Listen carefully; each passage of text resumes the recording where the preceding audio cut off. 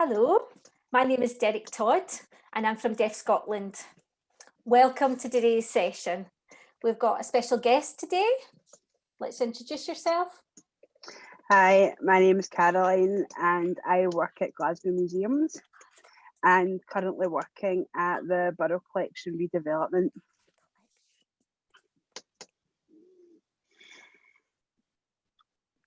So you do a lot of work with BSL communities, with deaf people, accessing, and your main role is within Glasgow, isn't it, Caroline? Yes, at the moment I'm working to help redevelop the Borough Collection, which is undergoing a massive redevelopment. We're taking the opportunity to fix the building, fix the roof, change the glazing, but also change how we display our content, our objects. And I'm taking the opportunity to work with as many different types of people and groups as possible to have lots of different voices in the museum displays. One group I'm working with are members of the deaf community. I've worked for about 4-5 years now with a group of BSL guides. They trained to be museum guides. And before we closed, they gave tours of the Borough Collection. And since we've closed, they've still worked at other Glasgow museums. They've given tours at Kelvingrove, Riverside, and given lots of talks at Kelvingrove for special events. So I've tried to include as much BSL into the programming as I can while we're closed, but I'm advocating for as much BSL inclusion for the new museum, the Borough Collection, when we reopen. Wow. So there's lots of work going on within the museum, and obviously, unfortunately, I've missed the visit. I wasn't able to visit the museum in Glasgow, but it sounds fantastic. It's been a long time since I've been to the Borough Collection myself, and I've got lots of happy memories of being there because of my grandmother. She grew up, she lived in that area, so it was along the road, and we used to pop in anytime we were going to the park or along the way. So I'm hoping that you open back up again soon, Caroline. We will be open soon. We are a little delayed because of the pandemic, but we're on progress. Good stuff. Maybe it's an opportunity then to kind of diverge into digital collections. I wanted to ask you about your involvement in the British Sign Language BSL bill, the bill development, the BSL as a language, BSL plan, the local authority plan. How were you involved in that process, Caroline? I was mostly involved with the local authority planning. But prior to the bill being passed, I submitted lots of evidence for Glasgow Life, which is a parent company for Glasgow Museums, to show what we were doing up to that point, and also took part in the consultation for what we wanted to happen as a local authority. But since the bill has been passed, authority planning, working with Glasgow City Council to think about how we work with the culture part of the Act and how we can make our services more accessible in the cultural sector. I've been along to a number of consultations with members of the deaf community, and I felt it was very important that I went along so that the deaf community could see that we weren't being tokenistic about it. I had level 6, so I was really keen to show that I'm not just, playing. I've put a lot of years into learning, and I'm really doing this because I believe in it. And I think that came across and was helpful. And also, since we've had the local authority plan, I've spoken at a lot of senior management meetings, telling them about their responsibilities as part of the Act. And for me, that was quite scary because it was the first time I had been in these big senior meetings. But I did it, and I got across all about our responsibilities, what they have to do, why they have to do it, and encourage them to think about what more we could do. Wow. Wow. You've been really busy, haven't you? You have been totally busy, yeah. A lot of work involved in various areas, but you're absolutely right. The priority is raising awareness, raising understanding, and sometimes you have to just kind of go to the top Yeah, and you work from top down rather than yeah, top up. Sometimes both in tandem. Sometimes it's the only way. yeah. I mean, one really quick thing that happened was as a result of the senior management meetings, within about a month, most people in Glasgow Live had the Contact Scotland button on their email signature, which is such a wee simple thing to do, but makes such a big difference. Fantastic, absolutely Mm, fantastic. Yeah, yeah, we'd like to encourage all public bodies to follow that example. Um, so Contact Scotland BSL, for those who don't understand, it's a government-funded VRS video relay service where deaf people can phone and hearing people can phone deaf people as well, BSL users as well, just for those who don't understand. That's great, mhm, Caroline. So now remember the fatal date, Thursday, the 17th of September 2015, where the Scottish Parliament passed the bill, the mhm. BSL bill. What were you doing on that day, and what can you recollect about that historic day? Well, actually, I had a good long think about what I was doing, and I remembered that at around 4:30 that day, I met my friend in a champagne bar for a drink. We were going to the cinema, so we met for a drink first. And the whole time I was sitting checking on Twitter and watching for the bill being passed. So I'm glad to say that when it was passed, we both raised a little glass of champagne. So I was so happy. So, and then we went to the pictures. So, Well, what did so was it a bottle of champagne, two always, bottles? Always. always a bottle, never a glass.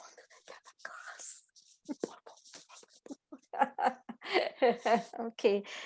So when it passed, did you feel emotional? Were you relieved? Were you delighted? Tearful? I, How did you feel? I was really pleased for all of the deaf people and the BSL users that I know. I was really pleased that finally the language that was so dear to them had proper recognition. And I was really chuffed that I could now go into my bosses, their bosses, their bosses, and say, we have legislation now. It's not about doing the right thing or it's nice if we did this. It's the law says we have to, and it gave my work it made it a lot easier. So it was a lot. I was really pleased for everyone. That's great. Fantastic. Okay, so now we're in the year 2020 and the 5 years has flown since the bill has passed. Yeah. How time has passed. What does it mean to you? I know that you mentioned some of the things that it's affected your work, but what does it mean to you and what impact has it made on the last 5 years compared to before the bill? I think I was quite lucky that I worked in an organisation that did believe in access and always made everyone could enjoy the museum objects that we had. But it has made it much easier in getting that extra bit of money or getting people on board with having not even just subtitles, but having like InVision signing on things. You'll notice that when you come to some museums now, there will be an InVision signer that people are thinking about BSL inclusion on funding documents. For example, there was a painting that was just bought recently by Kelvin Grove called Mungo Murray, and it's all about tartan and it's all about being Scottish. You would blend right in that tartan jacket. Um, And as part of that funding application, they were very clear that because of the BSL Scotland Act, they wanted to have some talks in BSL. And now they've not happened because of COVID, but they are going digital, and hopefully we'll be able to do them online in the next couple of months. Like I say, it's been a great tool to advocate for BSL, and it's made cases stronger for working and taking time to work with the deaf community. And it's given extra money. Yeah, no, fantastic. I've worn the right jacket today. Absolutely. I don't know when the events happen. Obviously, I want to book my place. I want to be first in the queue because, to be honest, I haven't actually visited with any of the tour guides, the BSL tour guides. So that's a black mark against me. But obviously, just due family commitments. But actually, due to the coronavirus as well, numbers I've depleted. So perhaps next year I can book to go. Yeah, I'll let you know. Good stuff. Okay. So now we're looking to the future. Okay, maybe you've already mentioned a few things in planning with the BSL tour guides. What's the one thing, Caroline, that you hope to will happen next? Maybe in the next 5 years or 10 years, but what's the one thing you're hoping to happen next? Do you mean in my own place of work or in general? Why not both? So in my own place of work, I hope that we can get a little bit more money to do things. Unfortunately, booking interpreters and having communication support isn't cheap. And that's what puts a lot of people off. And that's just a hard reality of it. It would be great if we could have some more money either to have a bank of interpreters we could call on, or money to upskill the staff that we have so that people have a good level of BSL. More generally, it would be amazing if BSL was something that kids had the opportunity to learn at school instead of French and German. Although they're important, I think this is, I mean, we have the Gaelic Act, and as a result of that, there's 2 Gaelic schools. So there's possibilities. I mean, I think in England they're looking at a GCSE in BSL. It would be wonderful if we could have some sort of SQA that just makes BSL mainstream, that is something that's not unusual, that people are just used to seeing.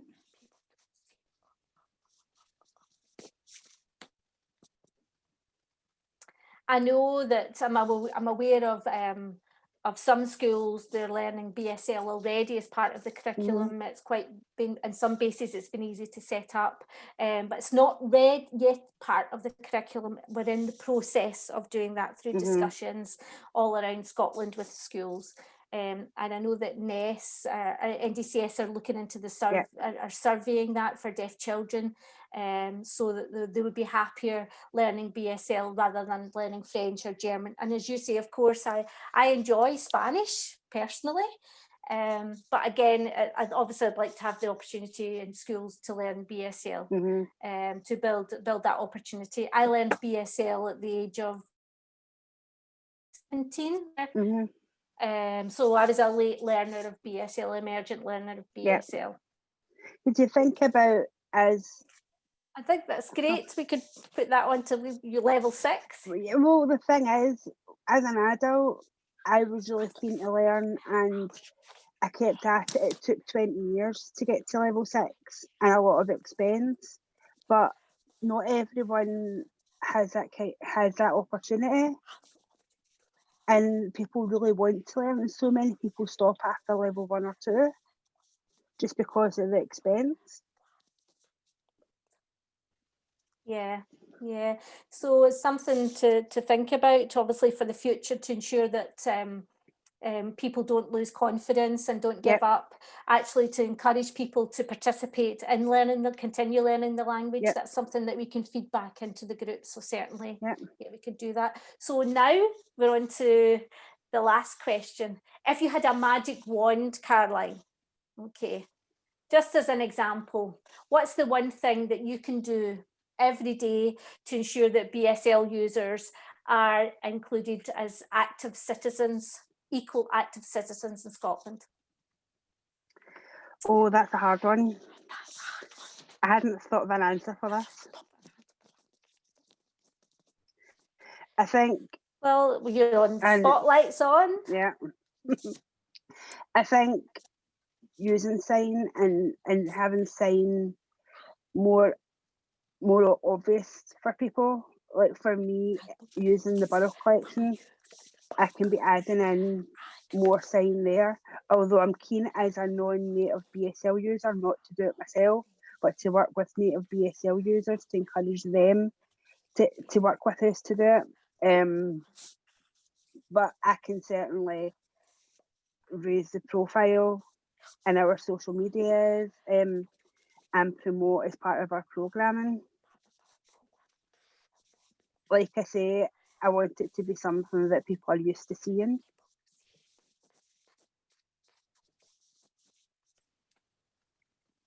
And you could promote yourself and obviously at the forefront of the museum, you know, in UK for access and BSL with subtitles, audio description, you know, again, ensuring participation for everybody, not just in Scotland, but for UK, you know, for people to come and visit, because people don't realise that actually when you hear something in English, some people read English, that actually you can read English and hear English at the same time. And you know, again, you've got foreign language users of sign language who perhaps use a one-handed sign language, not BSL, and it's about adapting to different forms of communication. Wow, Caroline, you've given us a lot. So there's a lot of information, you've got a lot of experience and a lot of skills. 20 years it's taken you to get level 6, but I know it can be a very expensive process. I appreciate that, but the sense of satisfaction in achieving your level 6, I'm sure you've achieved it. Hopefully it was immense, was it? I passed in 2017. Yeah. So what's the next step to become an interpreter? Is that something you're considering? No, I prefer to use my skills to advocate within the museum world. My colleagues and my bosses, they all take me more seriously because I have the qualification, and I'm happy where I am. Great. At the same time, you've got a lot of fantastic volunteers, staff are using BSL, and obviously the volunteer tours as well, you know, again, through the deaf community, recruited through the deaf community. So I think it's fantastic, and I hope to see you again one day. Caroline, I just want to say a huge thanks for your time, for joining us today, for sharing your experiences and taking part in the discussion. It's been truly fantastic. No problem. And also thank you, Jackie, for interpreting. Thank you. Thank you. Bye now.